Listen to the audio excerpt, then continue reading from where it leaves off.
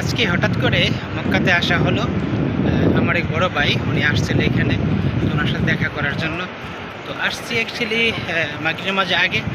তো আইসে মাগরিব নামাজ পড়লাম, তো মাগরিব নামাজ পড়ে ওনার নিয়ে এখন কফি খাইলাম, কফি খাইয়া তো আবার বিদায় নিলাম। এখন আবার জেদ্দা রওনা দেব। তো আমরা যারা জেদ্দা শহরে থাকি আমাদের জন্য এই জিনিসটা সুবিধা, যে কোনো কারণে তাৎক্ষণিক যদি মক্কা আসা লাগে তাহলে আমরা আসতে পারি।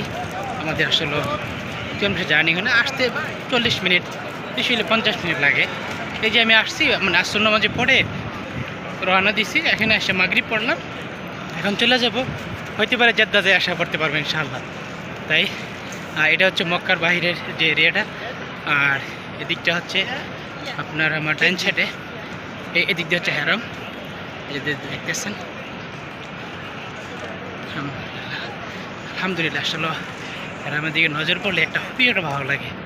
তো যাই হোক, ইনশাআল্লাহ আমার ভিডিও দেখবেন। সামনে ইনশাআল্লাহ মদিনা যাব।